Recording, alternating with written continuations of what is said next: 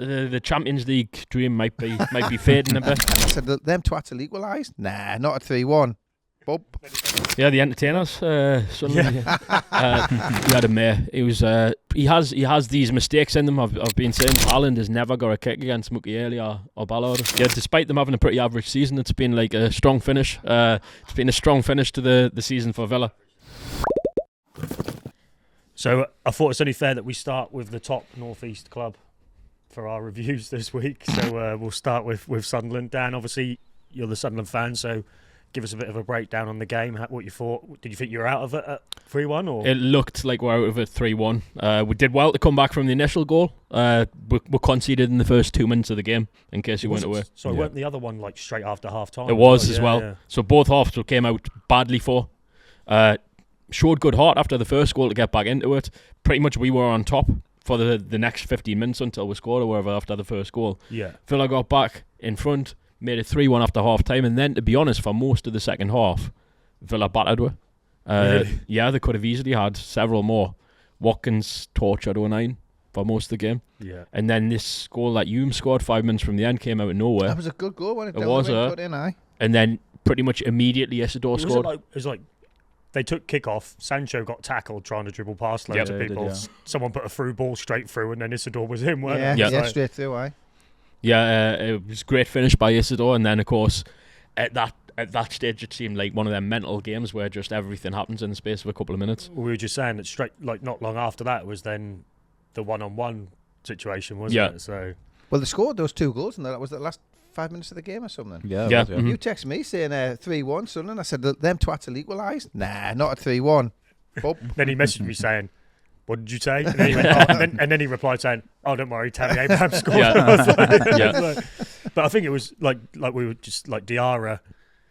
It was one of them where if it comes off, it's amazing. Mm. But Martinez is probably not the goalie to try that against, is he? Because he's that he always goes last minute, doesn't he, Martinez? So it's like you either need to shoot early and get it past him, or you were just saying he could have laid it off to the side to Talby. Watching it back, that's the decision to make, to lay it off to Talby, but what obviously goes wrong before that is I guess in his mind you can only second guess what footballers are doing. But Isidore has the exact same chance a couple of minutes earlier and puts it down low to Martinez. He wanted to be the hero, didn't he, really? But I'm thinking as well, Diarra probably thinks he's not going to fall for that twice. So like, I'll do something different. But it's one of them that's so momentary, and we can analyse it so many times, but he'll hopefully learn from it. It's the same as the Lefebvre Panenka penalty, where, as you say, if it comes off, it looks fantastic. If it doesn't, you look like a dick. Yeah. And then, obviously the goal at the end, it was like, it's just it's a sucker blow. Wasn't it? It was, because it's like he just gets that glance and touch on it and just does roofs. As well, you kind of sit there. I know, obviously, with goal difference and stuff, but it's like, might as well have lost 4-1. Yeah. You've done all that work to get back into it. Obviously, it's good for your confidence because you've obviously had a really close game. But at least everyone's come away from the match. You've left your game on the pitch, haven't you? Yeah, the entertainers. It's good in a way. Like it feels worse for the fans to come back like that and then lose. Especially people who obviously travelled all the way down there and stuff for the game. But it still gives you for any team. It gives you hope for the next match. I agree, because like one of our weak suits, and I think we were talking about last week in terms of knowing if we could come back if we went 2 goals down. I said we did it earlier in the season with Bournemouth, but we've done it again now. So it shows that even when that happens, it's still on. I think the worrying thing for me is you're competing against a top 5 club. Still in the semi-final of the Europa Cup. Obviously playing well. You've gone down there and you've been unlucky not to come away with the results. Yeah, despite them having a pretty average season, it's been like a strong finish. It's been a strong finish to the season for Villa. Still average though, isn't it? It is. But they are really picking up now. I think Watkins is banging form at the minute. That semi-final should be good against Forest. Both teams have got if Forest are safe, then they've both got nothing to lose. Forest look good. They look good. Like Gibbs White. For the first time in the whole season, they look all of a sudden like the Forest of last year. They were good, don't they? It's what surprised us with Villa was how open they were throughout the game, because it was such an end-to-end game. And I thought, like, to be honest, if when they went 3-1, if they shut up shop a bit more instead of just continually trying to get the fourth. I think I was saying, obviously, just before we came on here, that I only saw the highlights on Match of the Day, but 09 looked like he had an absolute shocker against Watkins.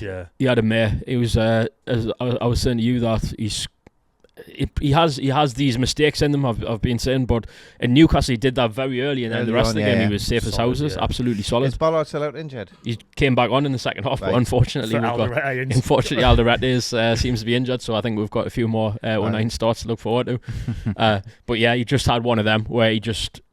I mean, it happens, doesn't it? Even the best of the players, it does happen. You see it with like defenders who aren't a good match for the centre forward they're playing against, and that was the case with 09 and Watkins. Gabriel and Saliba with Haaland. Totally, and they're like world class defenders. And even like Haaland, I mean, to put it the other way around, Haaland has never got a kick against Mukiele or Ballard this season.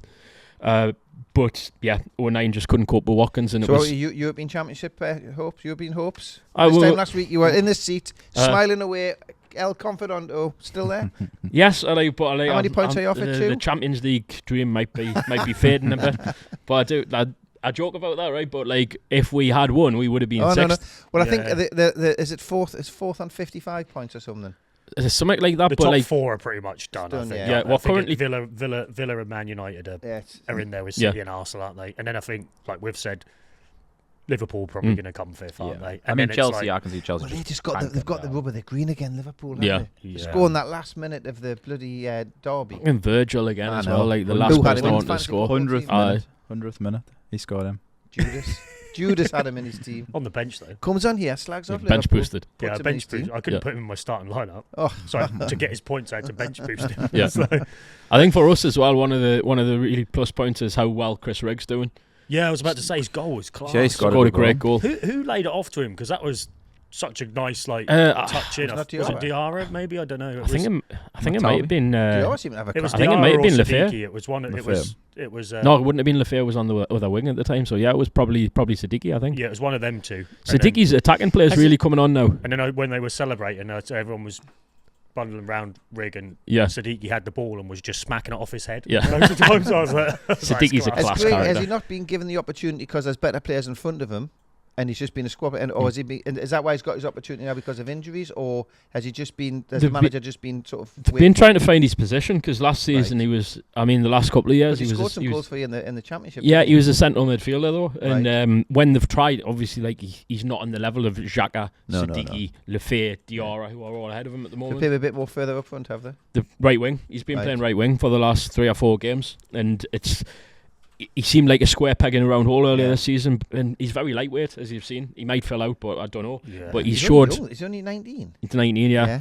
But he showed loads of like great little touches on the wing. I wouldn't have thought he had the pace to play that position, but he's done really well. Yeah. I wonder how his photo library's going on though. I think he'd been around Villa Park afterwards, just taking the odd picture where he scored his first Premiership goal, or on his mobile phone.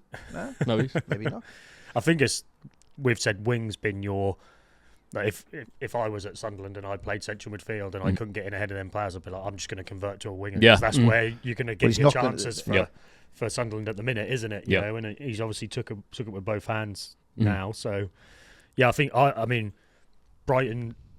Obviously, we all wanted Brighton to beat Tottenham we want Tottenham to go down level, but for Sunderland's like European chances, that is a good result, isn't it? With Brighton, and then Fulham 0-0 as well. Brentford 0-0. So like. You didn't really lose much ground on anybody, did you? By we helped. You didn't help because you lost to Bournemouth, who were one of our other competitors. We helped the situation for you not qualifying. Right. Yeah, I think it was only Bournemouth. I think I seen yesterday it was only Bournemouth from about 5th to 14th who actually won a game. I think everybody, Bournemouth. Sorry, that's okay. Everybody else either drew or lost. Yeah. So I mean, Bournemouth's had a stellar weekend.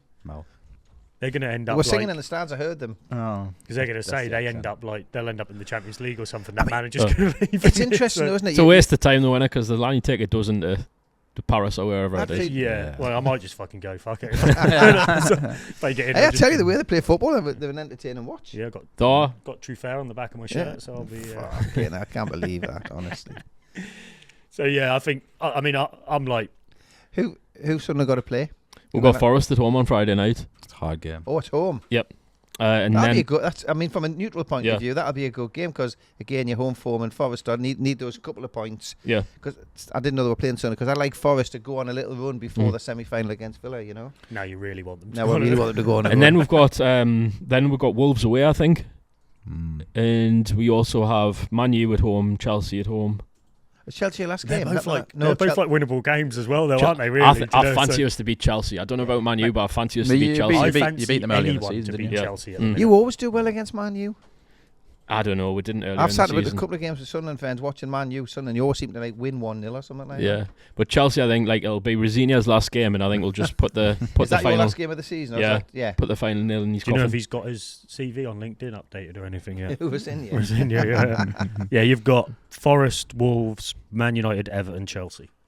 Everton will be a tough game. Yeah, but I think they're all tough games, apart from really Chelsea. I don't want to say who could win all of them because you said that before Newcastle started losing every game. We're still saying that. Yeah, we've still got 5 cup finals, I think. 5 cup finals, We can still finish 13th. We had 8 when we started, didn't we? Yeah. I mean, I think when they were putting up the games for Arsenal and City, they were saying, Everton's the slippy one for... City have got quite a hard run in. They've got a harder run in, haven't they? I mean, obviously, we'll get the 3 points on Saturday against Arsenal. 5 o'clock Saturday night. 3 points in the bag. Eddie's revival. You need to stop saying it. Start saying we're going to get pumped, and then we might actually win. We'll beat Arsenal. Yeah, I mean... We're taking a new ball down for Arteta. I mean, it's... Because Everton is still up there, aren't they? They obviously lost to Liverpool, but they're up Brighton, around Everton, Fulham, Bournemouth. I was saying to you guys before we came on, I think... Brentford? Yep. Obviously, it's a shocking season for Newcastle, but for a neutral or for a lover of football, it's the best Premier League season in fucking ages because... all the bottom 3 was confirmed early last season, and Liverpool Wolves and Burnley are down. Well, we knew that at the start of the season. Well, not... Even if it was Forest, West Ham, the fact Tottenham are down there just makes it more exciting. Yeah. And then it's the fact that anyone from just above us to 6th, everyone's fighting for them. Well, City and Arsenal are fighting for the title. So there's you normally get was it last season Liverpool had won it, but it was who's going to come 5th out of us, Villa and whatever. Then it was the bottom 3 was done. So that was all you had was who's going to get the last Champions League spot. Well, everything's going to go. This season it's literally who's going to finish from 6th to everything will go to the last game. Isn't it? Not one position's confirmed apart from probably Wolves. It's teams that it means something for as well, the European qualification, because when it's Chelsea or someone, Europa League or whatever. It's it's a hindrance to them. Whereas Sunderland, Brentford, Bournemouth, Brighton, we never go into Europe, so Everton, it's even Everton getting back in there. Well, Moyes did a great interview on Friday where he was basically saying he wants to bring European football back to the club. I didn't know there was such a thing as a great David Moyes interview. Well, it was probably a more positive one for him. But they were saying that most managers would never commit to actually wanting to deliver something. Yes, and he was saying the most interesting interview he did since he threatened to smack that lass. Well, I think he was. That was when he was in charge of us. Was he not the last manager to actually take Everton to Europe? Probably. I can't really remember. I'm pretty sure every manager after has just nearly taken them down. Yeah. Other than Ancelotti. Did Martinez not get them to Europe? I think he did as well, actually. He might have, yeah, because he was straight after, weren't he? Howard Kendall. He did. He won it with them, didn't he? So if you had to do a prediction now, Dan, where is Sunderland going to finish? 8th. Is that in Europe, out of Europe? I think it's in Europe. That's conference. It'd be Conference League, I think, wouldn't it? That means we'll win it. Unless... That means we'll win it next season as well. God forbid. Does it, unless... Would that be a good season to win Europe and get relegated? I've never seen we'll win something, so yes. Spurs were nearly there, weren't they? But I think... Yeah, I think if the FA Cup's won by a big club, obviously puts an extra position in the league, doesn't it? Whereas... I mean, that's a great game, Leeds-Chelsea. Because Chelsea won't want to play Leeds the way Leeds are playing at the moment. And Leeds want to play Chelsea Leeds will the way turn them Leeds over. are playing. I think Leeds will beat Chelsea. Yeah. I'd like to think so, yeah. Then if Southampton beat Arsenal... oh, no, not Arsenal. They got City. City away. Imagine Southampton beating Arsenal and City. It's City's Cup. Yeah, that's City's Cup. I think... I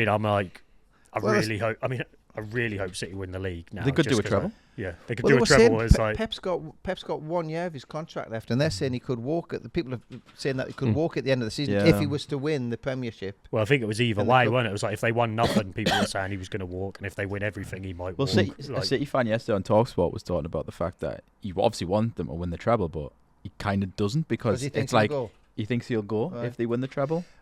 They'll just get Maresca in. He might want a new project. What a shit fucking... Pep might want a new project. Eddie House for you. Would you accept Pep? Asking for a friend? Prep or Pep? Pep. Well, yeah, I mean, anyone in their right mind would, wouldn't There you go. Yeah. Would you sack Eddie for Pep? Hey, listen, at this particular moment in time, just leave Eddie alone, right? I'm just asking you a question. Probably. Probably.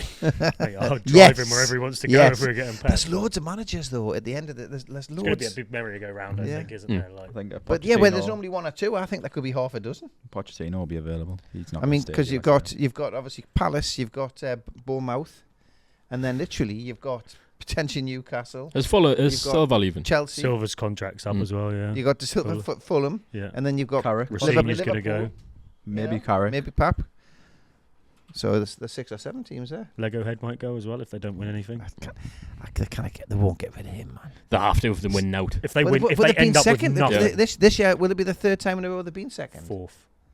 I mean, Howie, there you go. If you had a manager and you finished 4th 4 years in a row, is now the time to get rid of him? Do you know what? I'm going to go on. It depends if you spent £2 billion. And I'm going to go on a limb and say if they'd kept Emery, they would have won the league by now. 100%.